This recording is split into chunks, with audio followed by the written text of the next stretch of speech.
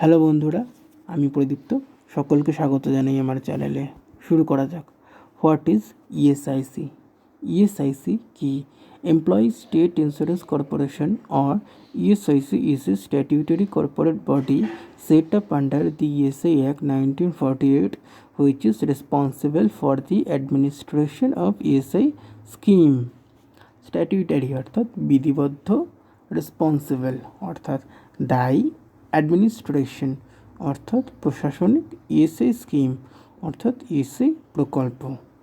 তাহলে ইএসআইসি হলো ESI act 1948 আইন দ্বারা গঠিত একটি বিধিবদ্ধ সংস্থা, যেই সংস্থা ইএসআই পরিকল্পনার যাবতীয় প্রশাসনিক কার্যকলাপ নিয়ন্ত্রণ করে। The ESI scheme is a self-financed comprehensive social security scheme devised to protect the employees covered under the scheme against financial distress arising out of events of sickness, disablement, or death due to employment injuries. Self-financed অর্থাৎ স্ব আর্থিক নির্ভর, financial distress অর্থাৎ আর্থিক দুর্দশা, sickness অর্থাৎ অসুস্থতা, disablement অক্ষমতা, death due to employment injuries অর্থাৎ চাকরি জীবনে মৃত্যু। সুতরাং এই ইএসআই কিন্তু হলো একটি স্ব আর্থিক নির্ভর প্রকল্প।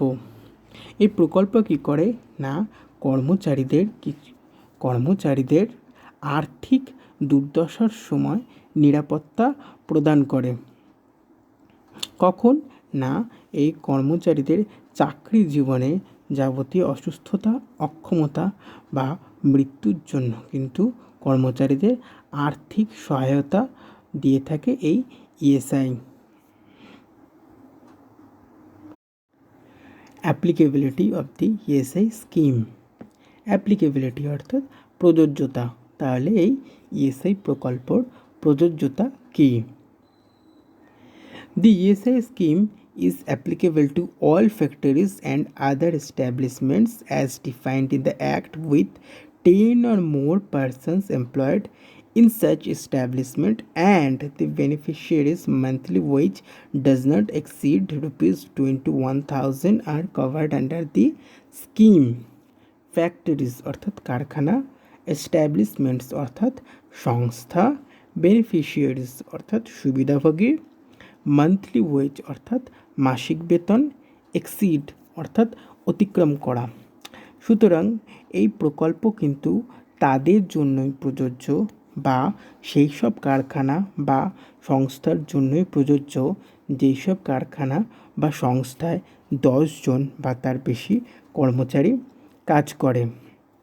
এমনকি সেই সকল কর্মচারী বা সুবিধাভোগীদের মাসিক বেতন কিন্তু 21,000-এর কম হতে হবে।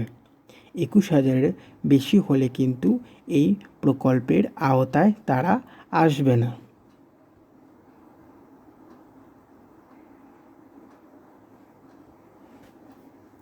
Features of the scheme. এবার এই প্রকল্পের কিছু বৈশিষ্ট্য দেখে নেওয়া যাক। Complete medical care and attention are provided by the scheme. Medical care অর্থাৎ চিকিৎসাজনিত যত্ন। সুতরাং এই প্রকল্পের দ্বারা কিন্তু কর্মচারীদের যাবতীয় চিকিৎসাজনিত যত্ন দেওয়া হয়ে থাকে। The scheme provides medical care to family members also. সুতরাং এই প্রকল্প কিন্তু কর্মচারীদের পরিবারেরও কিন্তু চিকিৎসাজনিত সুযোগ সুবিধা বা যত্ন দিয়ে থাকে। Broadly, the benefits under the scheme are categorized under 2 categories. অর্থাৎ এই প্রকল্পের কিন্তু এই সুযোগ সুবিধাগুলিকে কিন্তু 2 ভাগে ভাগ করা যায়। 1, প্রথম ভাগ কি, ক্যাশ বেনিফিটস। প্রথমটা হলো নগদ সুযোগ সুবিধা। সেগুলোকে কি, হুইচ ইনক্লুডস, যার মধ্যে পড়ছে সিকনেস অর্থাৎ অসুস্থতা, ম্যাটারনিটি অর্থাৎ মাতৃত্বজনিত সুযোগ সুবিধা, ডিসেবলমেন্ট টেম্পোরারি অ্যান্ড পার্মানেন্ট অর্থাৎ স্থায়ী এবং অস্থায়ী অক্ষমতা, ফিউনারাল এক্সপেন্সেস অর্থাৎ সব যাত্রা সংক্রান্ত যাবতীয় খরচা বা ব্যয়। রিহ্যাবিলিটেশন অ্যালাউন্সেস অর্থাৎ পুনর্বাসন ভাতা। ভোকেশনাল রিহ্যাবিলিটেশন অর্থাৎ ব্যক্তিগত পুনর্বাসন।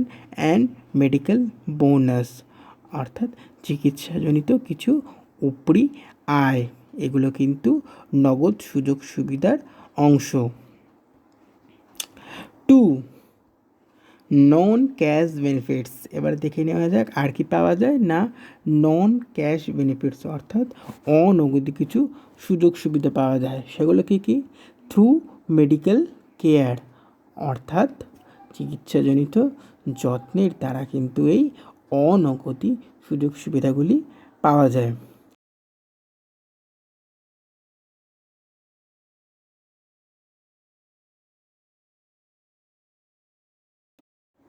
The funds under the ESI scheme are primarily built out of the contribution from the employees and employers payable monthly at a fixed percentage of wages paid. Funds অর্থাৎ তহবিল, primarily অর্থাৎ প্রাথমিকভাবে, contribution অর্থাৎ জমা বা অনুদান, ওয়েজেস অর্থাৎ বেতন। সুতরাং এই ইএসআই প্রকল্পের যে ফান্ডস বা তহবিল, এই তহবিল বা ফান্ডস কীভাবে গড়ে ওঠে না, প্রতি মাসে সংস্থার কর্মচারীরা এবং মালিকেরা তাদের যে মাসিক বেতন, সেই বেতন থেকে কিছু অংশ কিন্তু এই তহবিলে জমা করে। ভিডিওটি দেখার জন্য অসংখ্য ধন্যবাদ। যদি ভিডিওটি ভালো লেগে থাকে লাইক করো, শেয়ার করো আর আমার চ্যানেলটি সাবস্ক্রাইব করো।